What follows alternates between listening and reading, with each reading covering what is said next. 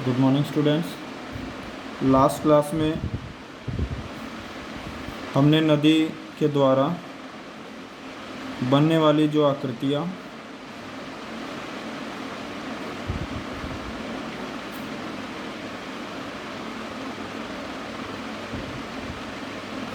उसके बारे में पढ़ा, जिसमें हमने गॉर्ज, कैनियन, वी आकार की घाटी,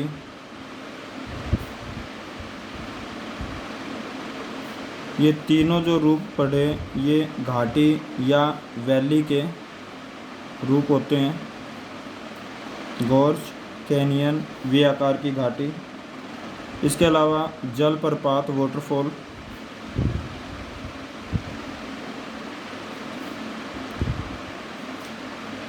और पाँचवें नंबर पर जो हमने आकृति पढ़ी वो थी एक्सप्रेकाएँ, रैपिड्स,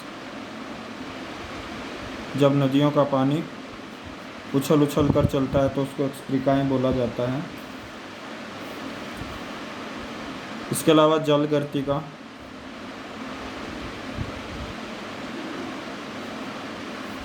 पोर्ट होल बोलते हैं जिसको, नदी का पानी जब बह रहा होता है तो बीच में से कोई कोमल चट्टान आने से वो कोमल चट्टान हट जाती है और एक गड्ढा सा बन जाता है। उस गड्ढे में से पानी जो है वो घूमकर बाहर निकलता है, जिसको जलगर्तिका, गर्तिका का मतलब एक गड्ढा होता है, गर्त होता है, जो कि जल के द्वारा बना होता है, उसे जलगर्तिका कहते हैं। इसके अलावा ये नदी की ऊपरी अवस्थाओं में, नदी की जो ऊपरी अवस्था है, जब नदी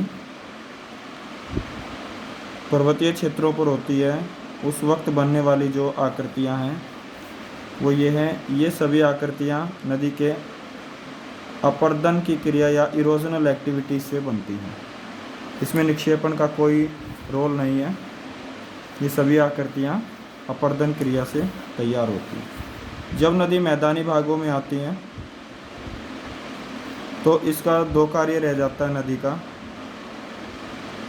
अपर्दन और निक्षेपण का।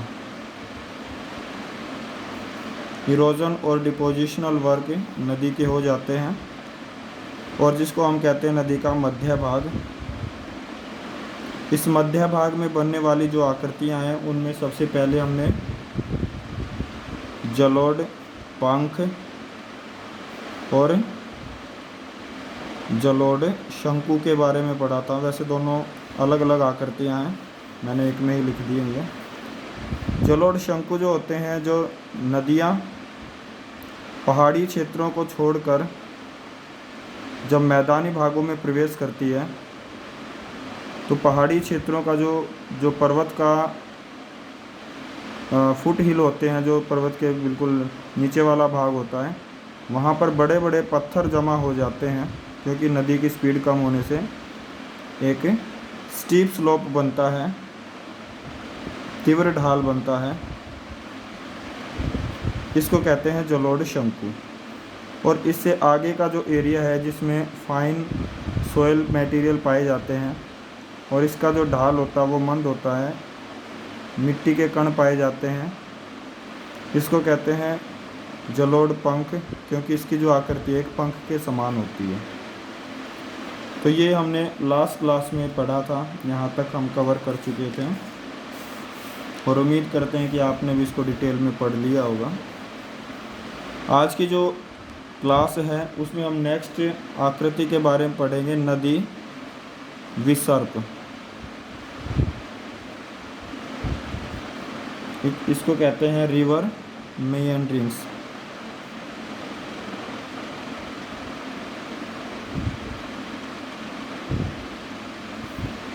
और इसी के साथ एक और आकृति बनती है जिसको कहते हैं गोखुर झील। गोखुर झील,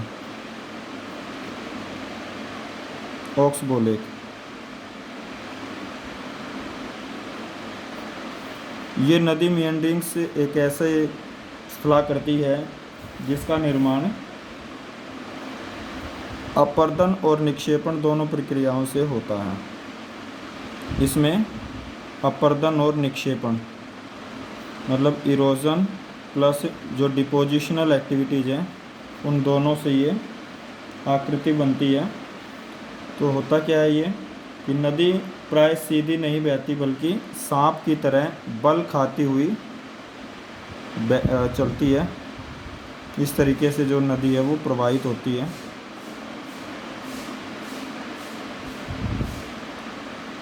और जब नदी सांप की तरह बल खाती हुई चलती है, सांप की तरह बल खाती हुई चलती है, तो इसको क्या कहते हैं? नदी विसर्प। सर्प मतलब सांप की तरह। तो नदी जब टेढ़ी मेढ़ी होकर बहती है तो इसको नदी विसर्प कहा जाता है। इसको इंग्लिश में कहते हैं रिवर मियंडरिंग्स। तो मियंडरिंग जो शब्द है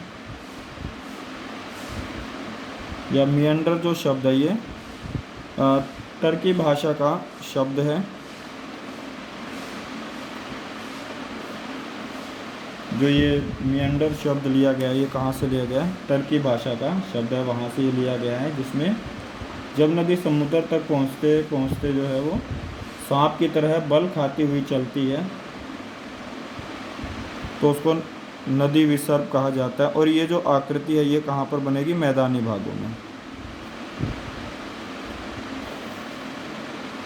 नदी की जो गति है वो इतनी कम हो जाती है कि जिसकी वजह से नदी अपने द्वारा लाए गए अवसाद जो होते हैं उनको जमा करना शुरू कर देती है। तो जिसकी वजह से जो है यहाँ से नदी का प्रवाह हो रहा है, तो यहाँ पर जो सीधा प्रभाव पड़ेगा नदी का वो इस भाग में पड़ेगा,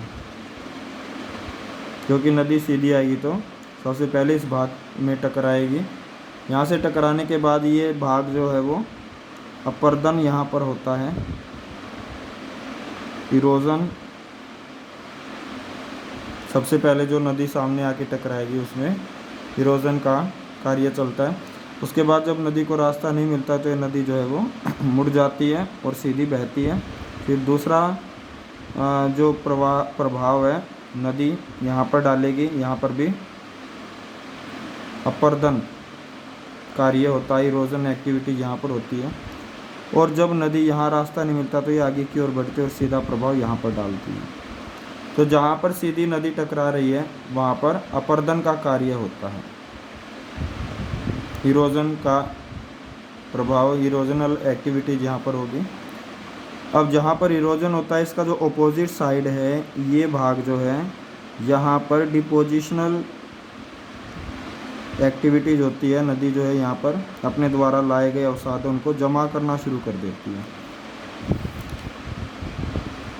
यहाँ पर डिपोजिशन का कार्य होता है और यहाँ पर इरोजन का कार्य होता है इस साइड में।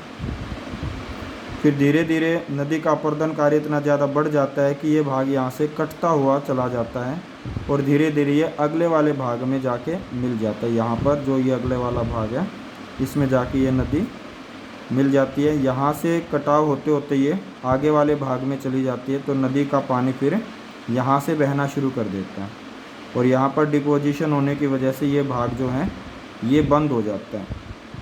नदी जो है यहाँ से आएगी फिर इधर से प्रवाहित होती है, अपर्दन के द्वारा ये अगले भाग में जाके मिलने से नदी जो है वो सीधी बहनी शुरू कर दी है। तो यहाँ पर डिपोजिशन का कार्य होता है जैसे कि आपको बताया गया था, जिससे ये भाग जो है वो एक समय ऐसा आता है कि यहाँ पर डिपोजिशन का क्रिया होने की वजह से ये भाग मुख्य नदी से अलग हो जाता है। यहाँ से बंद हो जाएगा ये, क्योंकि निक्षेपण का कार्य था यहाँ पे, और नदी जो है वो सीधी बहना शुरू कर देती है। और ये जो अलग हुआ भाग है ये एक, इसके अंदर पानी होता है, ये एक लेक बन जाती है और इस लेक को क्या कहते हैं? Oxbow lake. ये ऑक्सबो लेक कहलाती है। ठीक है। तो जब नदी सांप की तरह बहती है तो इसको नदी विसर्प कहा जाता है, रिवर मियंडरिंग बोला जाता है। मियंडरिंग जो शब्द है टर्की भाषा का शब्द है। तो इस तरीके से नदी बहती है। मैंने आपको बताया अभी कि इसमें जो है जहाँ पर सीधा प्रभाव डालती है नदी का पानी उस चीज़ को अपर्दित करना शुरू कर देती है, और इसका जो अपोजिट साइड है यहाँ पर डिपोजिशनल की एक्टिविटीज होती है, और फिर धीरे धीरे ये जमा होना शुरू हो जाता है तो मुख्य जो नदी पहले ये वाली थी, जमाव होने से ये भाग अलग हो जाता है, ये ऑक्सबो लेक बन जाती है। इस तरीके से ये आकृति बनती है।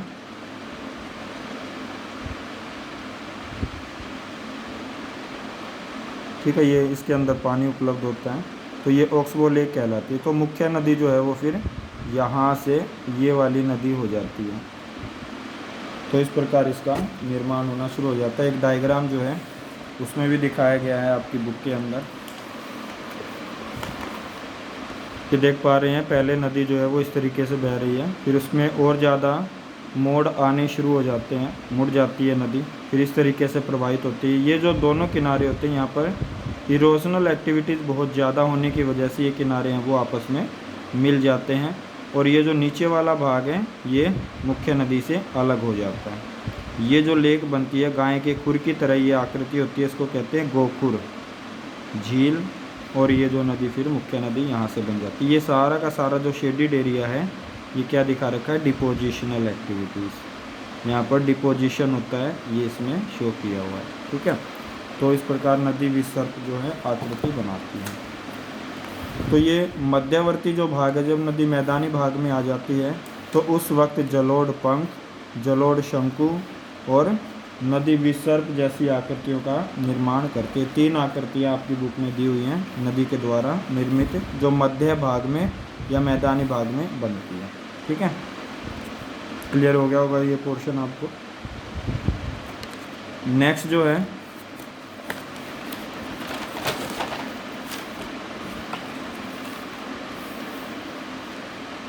अब नदी जो है पर्वतीय क्षेत्रों को छोड़ मैदानी भागों में, और मैदानी भागों के बाद जब नदी समुंदर में गिरती है तो ये एरिया जो है ये समुंदर वाला एरिया है।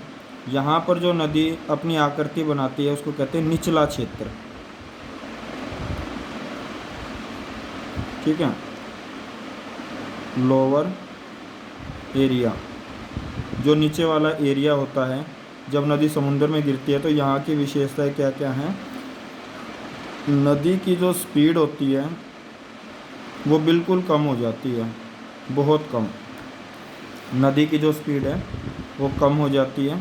इसके अलावा यहाँ पर केवल कार्य क्या रह जाता है, डिपोजिशन का।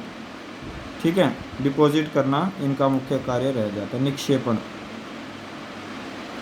क्योंकि नदी में इतनी ज़्यादा स्पीड नहीं होती कि वो कटाव का कार्य करे, तो यहाँ पर केवल जमाव करने का कार्य रह जाता है। इससे बनने वाली जो आकृतियाँ हैं, जो नदी का निचला भाग होता है उसमें जो आकृतियाँ बनती हैं उनमें सबसे पहली नदी है गुम्फित। पहली आकृति है गुम्फित नदी।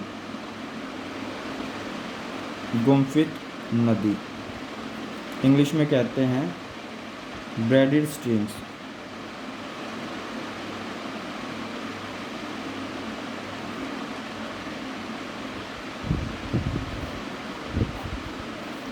ये नदी कैसे बनती हैं, इसमें जैसे ये नदी यहाँ से फ्लो कर रही है इस डायरेक्शन में। अब यहाँ पर नदी की जो स्पीड है वो बहुत कम हो जाती है, जैसे कि बताया आपको, और नदी अपने द्वारा लाए गए जितने भी सेडिमेंट्स होती हैं, कोई भी रुकावट आती है, जैसे झाड़ी आ गई, कोई पत्थर आ गया बीच में, या कोई भी ऐसी आकृति आ गई, तो क्या करती है, नदी के द्वारा जो सेडिमेंट लाए होते हैं ना वो यहाँ पर जमा करना शुरू कर देती है।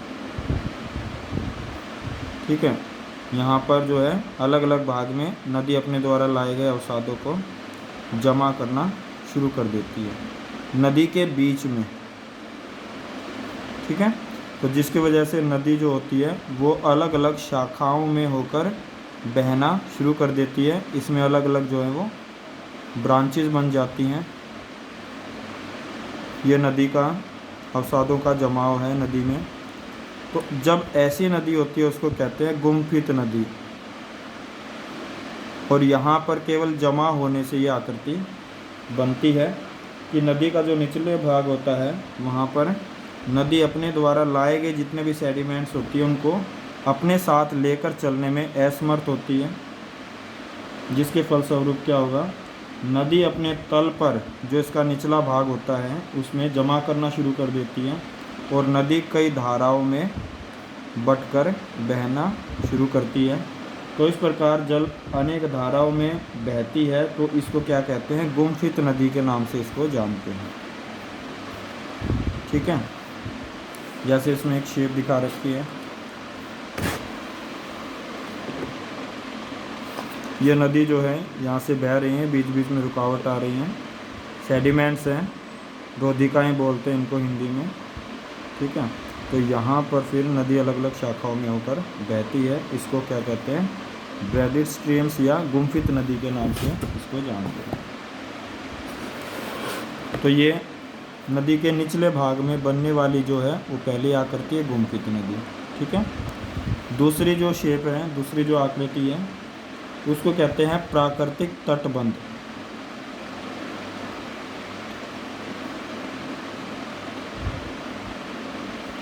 प्राकृतिक तटबंध उसको कहते हैं। एक और आकृति इसके साथ में बनती है जो कि कहलाती है बाढ़ का मैदान। प्राकृतिक तटबंध है, नेचुरल लेवीज बोलते हैं, और फ्लड प्लेन होते हैं बाढ़ का मैदान। नेचुरल लेवीज जो किनारे होते हैं, लेवीज का मतलब किनारे, तट। तो नदी जो है ये जैसे नदी फ्लो कर रही है यहाँ से, तो इसके जो किनारे होते हैं, और जैसे कि नाम लिखा है प्राकृतिक, तो यहाँ से जो नदी अपने द्वारा जो जितने भी सेडिमेंट लाती है वो किनारे पर जमा करना शुरू कर देती है। नदी अपने द्वारा लाए गए सेडिमेंट्स को किनारे पर डिपॉजिट, जो इसके कोस्ट होती हैं, किनारे होते हैं, लेवीज होती हैं, उस पर जमा करना ये शुरू कर देती हैं, जिससे ये जो भाग है ये ऊपर की ओर उठ जाते हैं। कुछ इस तरीके की आकृति बनती है, जैसे ये प्लेन एरिया है, यहाँ से ये नदी फ्लो कर रही है, नदी वाला भाग है ये, यहाँ पर पानी जमा, ये पानी है, नदी इस तरीके से फ्लो कर रही है ये। तो ये किनारे जो होते हैं, यहाँ पर किनारों पर डिपॉजिट करना शुरू कर देती है नदी। ठीक है, मैं आपको इस साइड से दिखा रहा हूँ ये वाला पोर्शन। तो यहाँ से जब हम देखते हैं तो ये नदी है, ये आसपास का मैदान है, ये पानी फ्लो कर रहा है, यहाँ पे किनारों पर जमा करना शुरू कर देती है। तो इसको कहते हैं नेचुरल लेवीज, प्राकृतिक तटबंध। ये नेचुरल लेवीज होते हैं, एक ये वाला और ये एक ये। ठीक है, उसके बाद बाढ़ का मैदान कैसे बनता है? जब ये नेचुरल लेवीज है, पानी का प्रवाह इतना ज़्यादा हो जाता है, पानी की मात्रा इतनी ज़्यादा हो जाती है, वॉल्यूम ऑफ वाटर है वो धीरे धीरे बढ़ती हैं, तो ये जो किनारे होते हैं, इन किनारों को तोड़कर आसपास का जो मैदानी एरिया होता है, प्लेन एरिया होता है, उसमें पानी फैल जाता है। ठीक है, आसपास का जो क्षेत्र है पानी चला जाता है, उसको कहते हैं बाढ़, फ्लड। और जब कुछ समय के बाद ये जो पानी है वो नीचे चला जाता है, सोख लिया जाता है मिट्टी के द्वारा, तो वहाँ पर एक मिट्टी की पतली परत जम जाती है इस मैदान में, उसको कहते हैं बाढ़ का मैदान। वो जो डिपोजिशनल एक्टिविटीज़ होती है नदी के द्वारा, जो नदी का पानी ज़्यादा मात्रा में होने से बाहर की ओर आ जाएगा, और बाहर की ओर आने से जो है आसपास के क्षेत्रों में मतलब पानी चला जाता है, उसको कहते हैं बाढ़। और जब पानी कुछ समय के बाद पानी जो है वो नीचे की ओर सोख लिया जाता है तो वो यहाँ पर जो सेडिमेंट्स हैं, तलछट है, वो जमा हो जाते हैं, एक पतली परत सी मिट्टी की एक पतली परत जमा हो जाती है, इस को कहते हैं बाढ़ का मैदान, फ्लड प्लेन। फ्लड प्लेन के नाम से इसको जानते हैं। ठीक है, तो प्राकृतिक तटबंध ये किनारे पर जमा हो जाते हैं, इसको नेचुरल लेवीज बोलते हैं। और बाढ़ का मैदान जब पानी बाहर की ओर आ जाता है तो यहाँ पे उसकी जो मिट्टी है वो जमा हो जाती है, सेडिमेंट तलछट है वो जमा हो जाते हैं, तो उसको बाढ़ का मैदान बोलते हैं। ठीक है, ये है दूसरी आकृति। तीसरी जो आकृति है जो कि मोस्ट इम्पोर्टेंट है, आपने नाम भी सुना उसका, डेल्टा।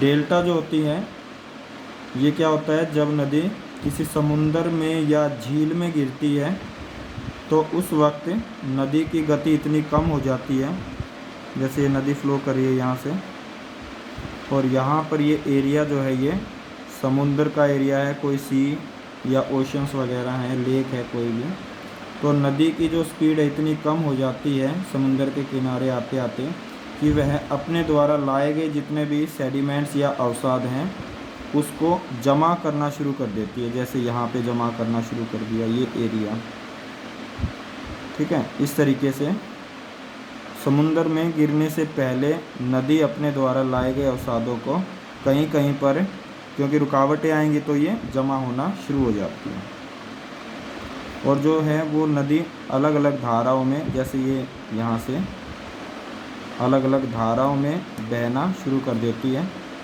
एक नदी का प्रवाह यहाँ से होना शुरू हो जाता है,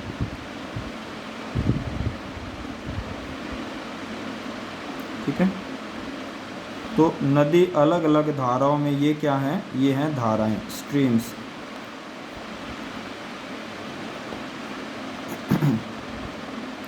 तो नदी अलग अलग धाराओं में बहना शुरू कर देती है और समुद्र में गिर जाती है। तो छोटी छोटी धाराओं में विभाजित होने से इसकी जो शेप होती है वो एक ट्रायंगुलर शेप बन जाती है। ये आप देख पा रहे हैं यहाँ पर नदी सिंगल है, लेकिन यहाँ पर आने के बाद ये अलग अलग स्ट्रीम्स में बट जाती हैं। ये अलग अलग स्ट्रीम्स हैं, तो उनमें बट कर एक त्रिभुज आकार की एक आकृति बनाती है, जो कि ग्रीक भाषा के डेल्टा, ये उनकी लैंग्वेज में जो ट्रायंगुलर शेप होती है उसको क्या कहते हैं, डेल्टा बोला जाता है। और वही शेप यहाँ पर बनती है, इसलिए इस शेप का नाम भी क्या रख दिया, डेल्टा। तो त्रिभुजा आकार की जो आकृति बनती है उसको डेल्टा बोला जाता है, ठीक है। दोबारा समझें, डेल्टा क्या है, ग्रीक भाषा का शब्द है, उसका अक्षर ये इस तरीके का होता है। और यहाँ पर जब नदी समुद्र में गिरती है तो समुद्र में गिरने से पहले जो अपने द्वारा लाए गए अवसाद हैं उनको ये अलग अलग भागों में जमा करना शुरू कर देती है, क्योंकि कोई भी रुकावटें आएंगी तो ये जमा होना शुरू हो जाती हैं। और नदी जो है वो अलग अलग शाखाओं में, भागों में, धाराओं में बटकर बहती है, जिसको डेल्टा कहा जाता है, ठीक है। जैसे गंगा नदी का डेल्टा है, सबसे बड़ा जो डेल्टा है वो कौन सा है, गंगा और ब्रह्मपुत्र का डेल्टा, जो कि गंगा और ब्रह्मपुत्र के द्वारा बनाया गया विश्व का सबसे बड़ा डेल्टा है। 1,25,000 स्क्वायर किलोमीटर में ये फैला हुआ है। इसका जो टोटल एरिया है वो कितना है, 1,25,000। तो इस प्रकार ये जो आकृतियाँ बनती हैं नदी के द्वारा। तो आज की जो क्लास है उसमें हमने नदी के द्वारा बनने वाली जो आकृतियाँ हैं उनके बारे में सीखा। तो एक बार दोबारा हम रिवाइज़ कर लेते हैं आज की क्लास में, या पिछली जो क्लासेज है उसमें हमने क्या किया। नदी का टॉपिक हमारा चला हुआ है, नदी के द्वारा बनने वाली जो आकृतियों के बारे में हम पढ़ रहे हैं। नदी की 3 अवस्थाएं हैं, आप सभी जानते हैं। तो पहली जो अवस्था है जब नदी ऊपरी भाग में होती है, जब नदी ऊपरी भाग में फ़्लो करती है, मतलब पर्वतों के पास फ़्लो करती है, तो वहाँ पर जो शेप बनाती हैं उसमें गोर्ज, कैनियन, वी आकार की घाटी, वी आकार घाटी, इसके अलावा वाटरफॉल, जलप्रपात, स्प्रिकाएँ, रैपिड्स, इसके अलावा जलगर्तिका, पोर्ट होल,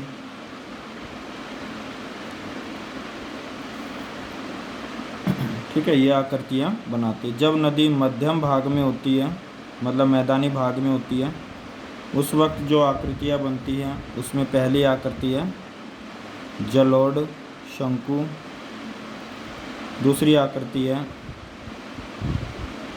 जलोढ़ पंख, एल्वेल फैन, एल्वेल कोन। तीसरी जो आकृति बनती है वो है रिवर मिएंड्रिंग्स, नदी विसर्ग।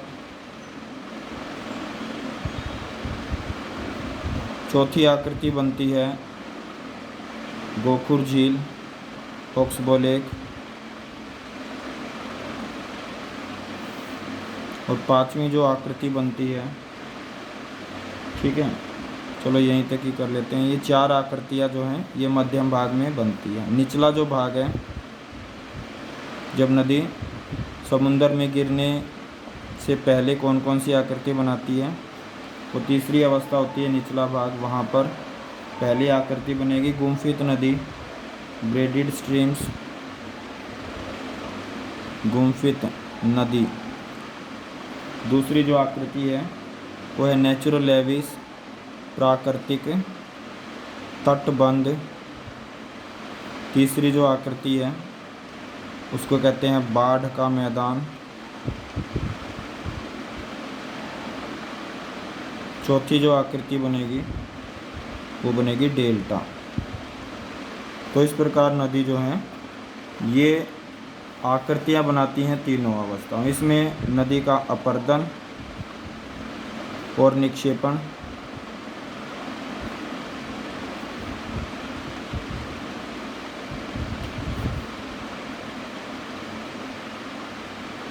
दोनों कार्य इसमें शामिल हैं, ठीक है।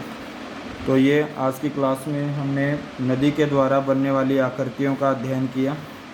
फिर भी कोई डाउट रहता है आपको तो आप मेरे से पूछ सकते हैं, ठीक है। तो आज की क्लास में केवल इतना ही है। बाकी जो है पवन के द्वारा बनने वाली जो आकृतियाँ हैं वो हम नेक्स्ट क्लास में इसके बारे में हम पढ़ेंगे, ठीक है स्टूडेंट्स। तो आज की क्लास केवल यहीं तक है।